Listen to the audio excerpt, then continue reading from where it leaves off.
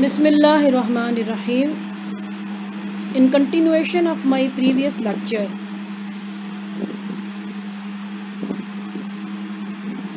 I will cover today two topics: what is chemistry and what is organic chemistry.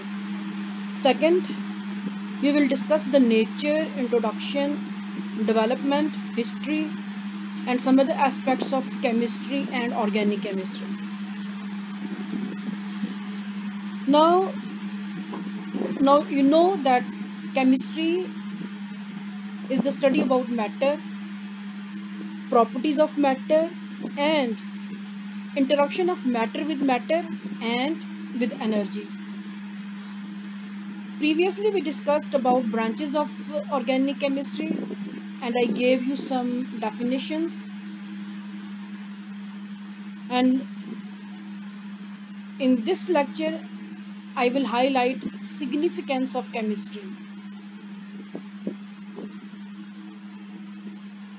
Unknowingly, all of us are chemists because many chemical reactions are taking place in our body, in the world. In the presence of sunlight, plants are synthesizing carbohydrates or sugar, which is fuel for the development and other chemical reactions in plants taking place in plants. Uh, you, Now this is chemistry, and what is organic chemistry? Uh, Organic chemistry actually is the study of living things as they are composed of carbohydrates, proteins, many biosynthetic pathways taking place in the organisms, Shikimate pathway, biosynthesis of fatty acids from keto acids. In short, chemistry is playing its part in our every aspect of life because we are taking food, it is made up of chemicals. We are wearing clothes, it is cellulose, it is dyed. Different colors are used to dye our clothes, printing, paper, inks, and you're using soaps, detergents, you're using air fresheners. All these are the beauty of chemistry or organic chemistry.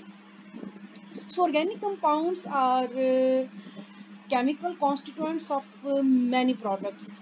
Paint is made up of many chemicals: explosive, petroleum, agrochemicals. So they are mostly organic compounds. Now, what is the difference between organic chemistry and other branches of chemistry? There, there are many definitions, but none of them is 100% true to define organic chemistry. Some scientists told that it is chemistry of carbon, but actually carbonates, they are containing carbon, but they are not included. Yeah, we don't study these carbonates, bicarbonates, carbon dioxide, carbon monoxide, carbides in organic chemistry. But rather we study these compounds in inorganic chemistry. So although they are containing carbon, but they are not studied in OC, but they are studied in inorganic chemistry. So uh, sometimes definition is given that inorganic compounds are salts. There are many salts in organic compounds: as salt of acetate, sodium acetate, potassium salts of organic compounds. So this is also not 100% true definition. Uh, so the most appropriate definition I will discuss uh, in upcoming slides. So you are seeing corona nowadays. What is this? It is made up of single stranded RNA. Because it is replicating, it is dividing, it is reproducing, so it is included in organic chemistry. Because nucleic cell is composed of any cell is composed of proteins, carbohydrates, nucleic acids, lipids or fats. And corona, it is made up of external membrane, and internal it is containing in the core messenger RNA. Other examples we can see fibers or polymers. Your in sports, hockey, bat, ball, they are made up of polymer fabrics, aircrafts, aeroplane, because metal is heavy, while these fibers, they are more strong than any steel or iron. Still they are very lightweight.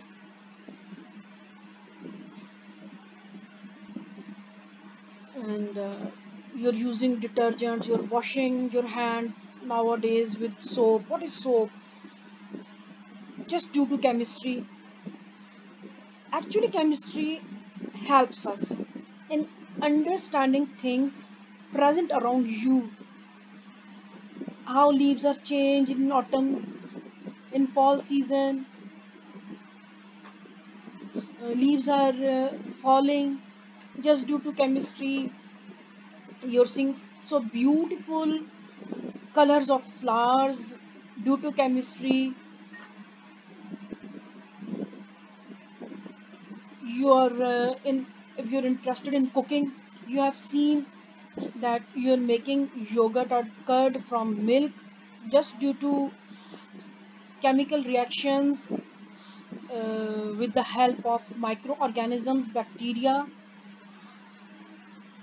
And there are so many plenty of flavors and fragrances in your diet, beverages, ice creams,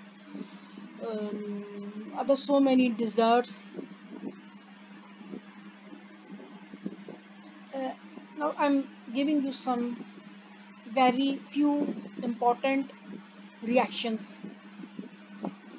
Out of these, more than 80 to 80 90% you are familiar with these reactions. What is rust? Iron is oxidized in the presence of water, and Fe2O3 is actually rust. It is oxidized from zero state to higher oxidation state. What is photosynthesis? Since school time you are familiar with photosynthesis. 6 molecules of carbon dioxide and 6 molecules of water in the presence of sunlight. Glucose is formed and oxygen is released. Krebs cycle. In the presence of oxygen, if respiration in a cell is taking place, this is aerobic, and when in the absence of oxygen, this is anaerobic respiration. Then you are fermenting many food items like beer, whiskey. You're using chapati, from yeast. All these are due to chemical reactions. If one is familiar with these reactions, he will be a good chemist and definitely good chef or cook. Uh, you use vinegar, you use lemon juice. These are acids. Sulfuric acid. We have in our stomach hydrochloric acid. And when Vinegar in the presence of baking soda, soap, ammonia, acetone, these are bases. And actually you are neutralizing to get products in the form of salt. And no doubt when an acid or a base is mixed, uh, water and salt is formed. In laundry, you're using soap, detergent, many things, Neil, bleach, some brighteners, optical brighteners, tinopal, and other Neil, other colors, and here also surface tension. You have heard about surface tension, viscosity. These phenomena or simply chemistry is taking place during your washing either utensils or your clothes, apparel. Now coming towards cooking, many of us, I think none of you unfamiliar with cooking. Everyone has a chance or experience of cooking, making tea, preparing other pasta, noodles, boiling eggs. You might have seen a black ring around egg yolk when it is kept for some time. This is due to iron. You're eating meat when you cook uh, meat. You're actually this is Maillard reaction is taking place between protein and sugar, and as a result you are getting a very good result of your meat. Now as uh, in previous slides I was discussing about organic chemistry and inorganic chemistry.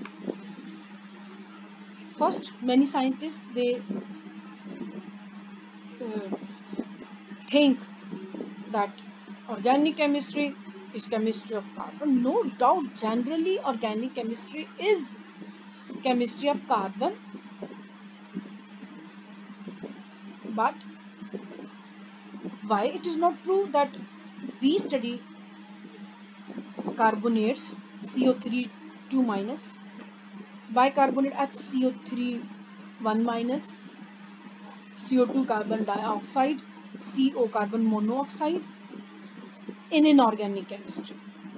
These 4 5 uh, functional groups. These are studied in inorganic chemistry, not in organic chemistry. OC.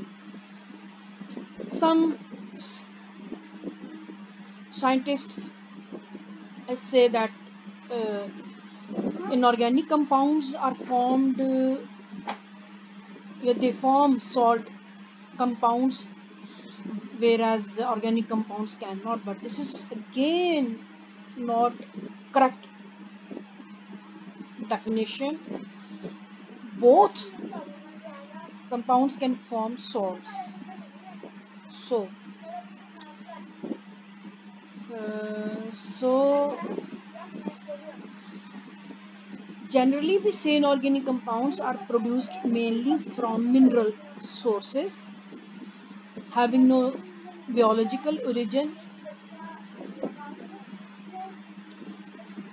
But you know, many compounds like hemoglobin is also containing iron.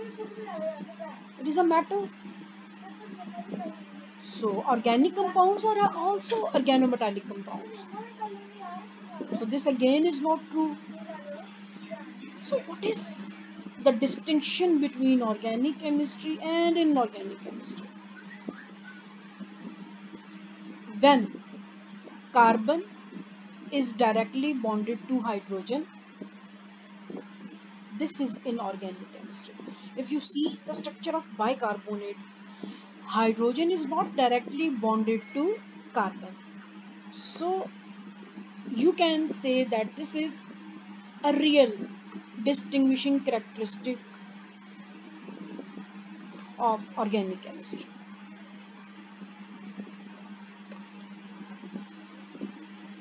Now, what is the use of organic chemistry and how many, what it covers? You can identify organic compounds, so it covers identification. You can isolate pure compounds from plants, human cells. You can separate, and if any compound which is not in excess, you cannot get those important pure compounds in good yields, you can synthesize those compounds like Taxol. Taxol is a chemical compound which is biologically active and it is anti-cancer. It is obtained from Taxus plant, but its quantity, its yield is very minimum. So scientists, they have revolutionized during the synthesis of Taxol, and many chemistries were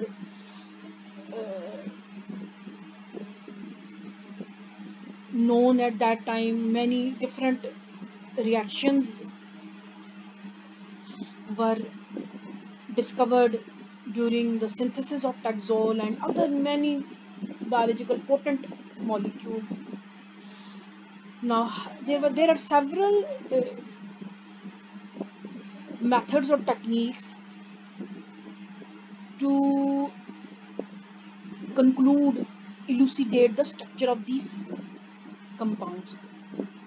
These are spectroscopic or spectral analysis, like IR, infrared spectroscopy, UV, ultraviolet visible spectroscopy, XRD,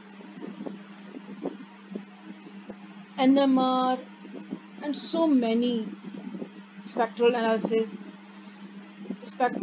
spectrometry, EIMS, HR, EIMS, Fab, positive, Fab, negative, CI, and so on. So with the help, if you are a good organic chemist, you can easily purify compounds. You know chromatographic methods, you know the way how to break down a big molecule into little precursors or synthons, and then you can use to calculate their energies. Different other softwares, hardwares, how softwares are used. These are computational, combinatorial chemistries, click chemistry, and so many methods.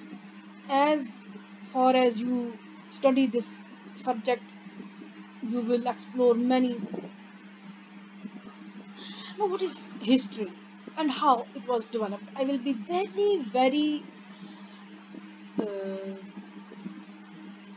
try to be as short as possible. This is not 2 years, 200 years, or 300 years, or 2000, 3000 years ago. No. Scientists report that 15 billion years ago, you might have heard about Big Bang Theory. Due to that Bang Theory, small molecules like hydrogen and helium were formed. You know, the hydrogen is just one proton and one electron. These both are lightest animals. Further reactions took place. Further reactions took place, and due to these reactions, other elements were formed.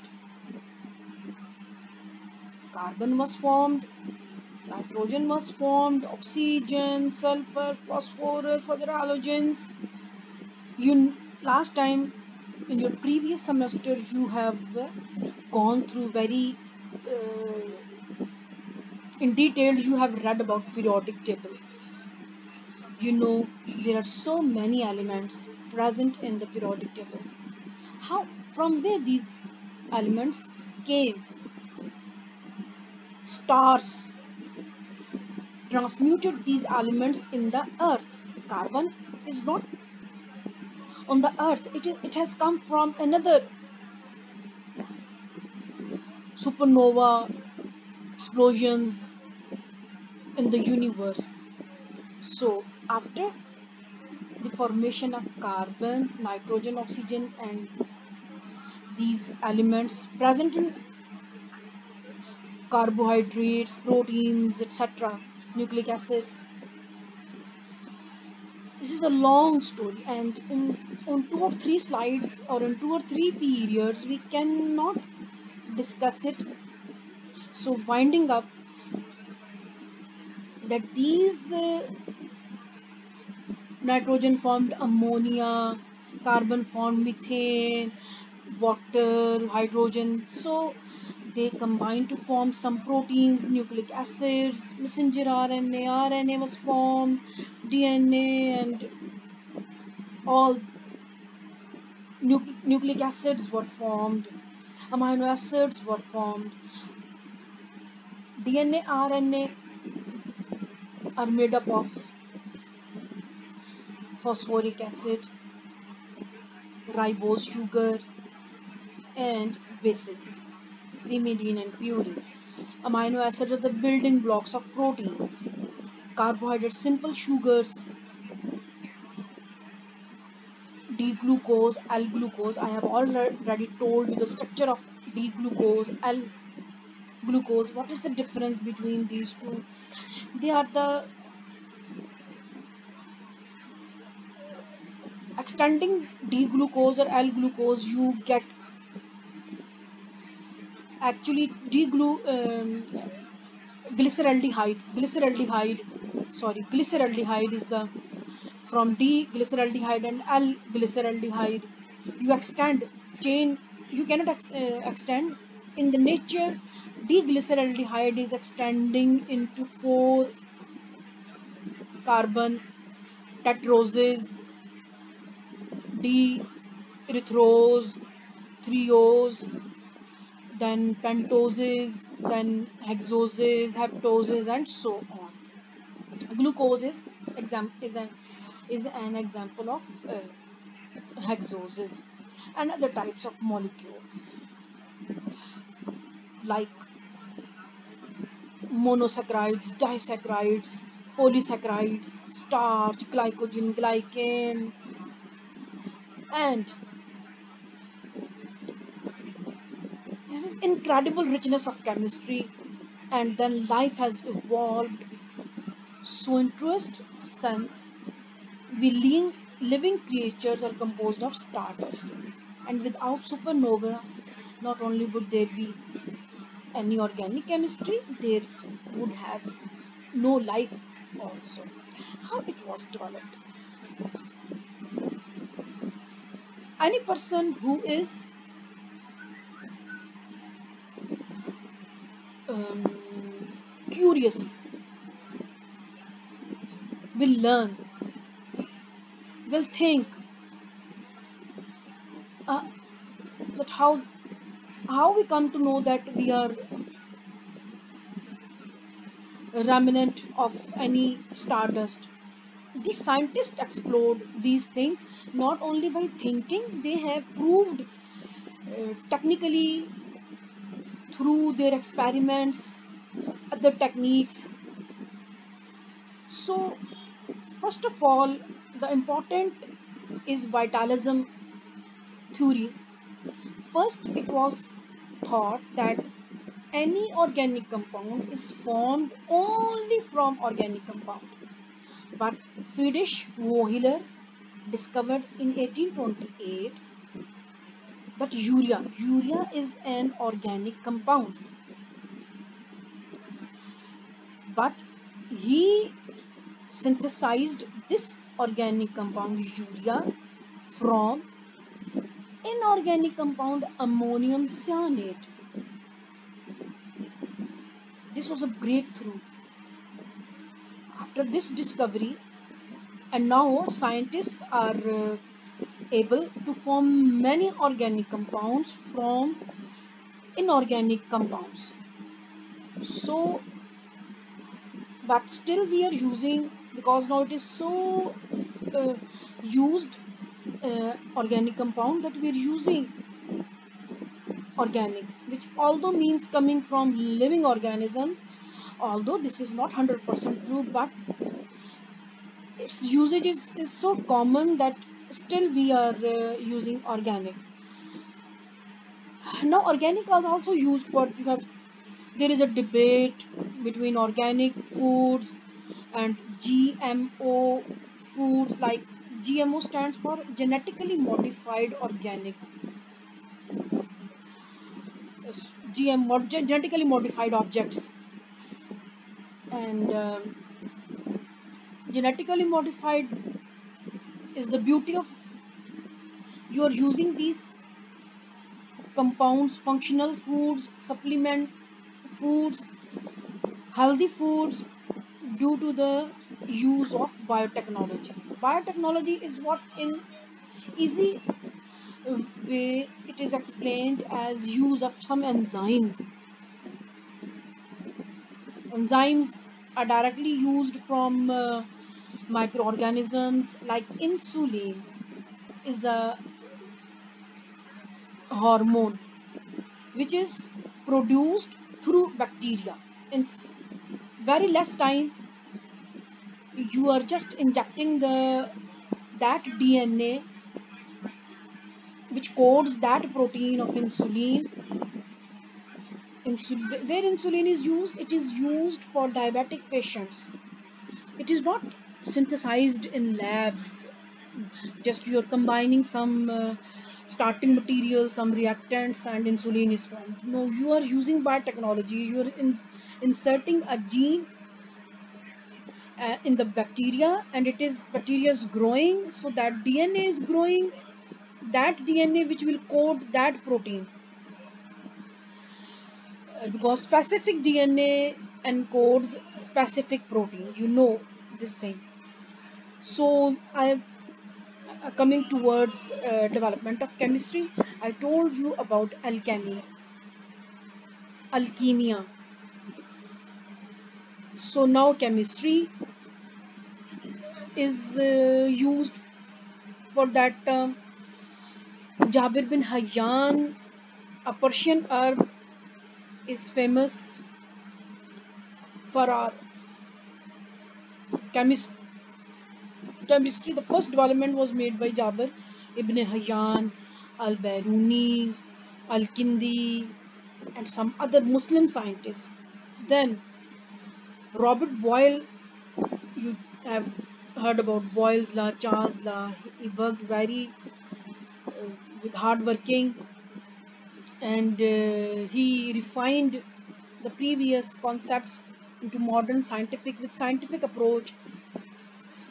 And now it was a time that alchemy was separated from this recent chemistry.